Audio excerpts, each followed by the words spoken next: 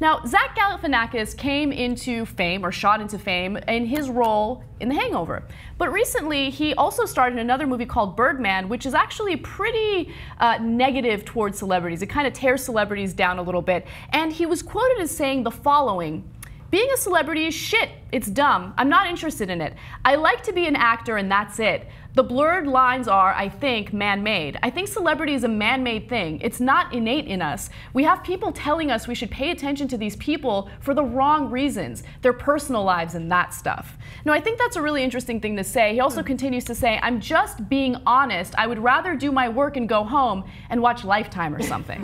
Okay, so he says that he loves what he does, but he just doesn't want all the extra attention that comes along with it. I think that's a fascinating point to make, but is this a case of a first world problem? Does it sound whiny to you? Should we get out our little violins? I don't know. Cara, make your point. I think that it's probably both. I think that, yes, when you have a certain amount of fame, there's a lot of things that come along with it that you have to kind of accept or make a decision, like we saw Dave Chappelle making, or we've seen other celebrities doing the same thing because the fame overwhelmed them.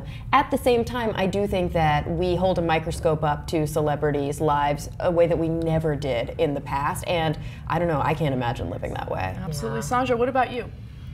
Okay, so I was freaking out a while ago when my podcast started to get more attention. I'd never gotten that kind of attention before, so I started looking into research around celebrity, and there's very little research around what it feels like to be a celebrity. And the reality is so different from their point of view versus everybody else's. So there's a lot of negatives that go along with it, so I can completely understand having a negative feeling toward it, but it's still like, you can criticize it, but you're still really lucky, like really lucky, so shut up a little bit. Yeah, I think you make a good point. It's really easy for someone to kind of have a negative reaction to what Galifianakis is saying there. I mean, my initial reaction was, dude, you're wealthy, you're successful, there are people out there who can't even make ends meet or put food on the table for their families, why are you complaining? But at the same time, I think of other celebrities like Amanda Bynes, and she's going through mental health issues in a very public way right now, and you have tabloids tearing her down and making the situation even worse. So I could totally understand where Galifianakis is coming from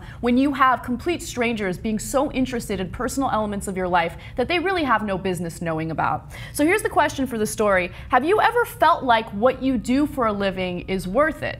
Or not worth it? Okay, let me start with you, Sandra. Oh man, I mean, how can I not feel like what I do? As a sex educator and a public speaker, and I mean, I help people. That's kind of the heart of what I do, and it sounds kind of like rah to say that, but I mean, honestly, if I have a hard time feeling like it's not worth it, like I'm tired, I'm drained, or if I'm not taking care of myself the way I should be, it sometimes doesn't feel worth it, but then I remember that, I mean, people will write me and be like, you helped save my marriage, you know, you've changed my life, you've set me free, stuff like that, and I go, well, gosh darn it, of course it's worth it. Nice. You know? That's a good feeling. That's definitely a good feeling. I like that you say, gosh darn it. That's so you. Cara, what about you? No, I mean, I'm a science communicator, so I have the best job in the world. No offense to you guys. But it's so much fun to be able to work to do my part to improve science literacy. I'm so passionate about it. But if I look back at historically, you know, I was working on a PhD. I was going to become a bench scientist. I was spending a lot of days doing animal research, which I totally support and promote. But there were days where I was like, is this in vain? Is this something that, you know, is this really going to help anybody?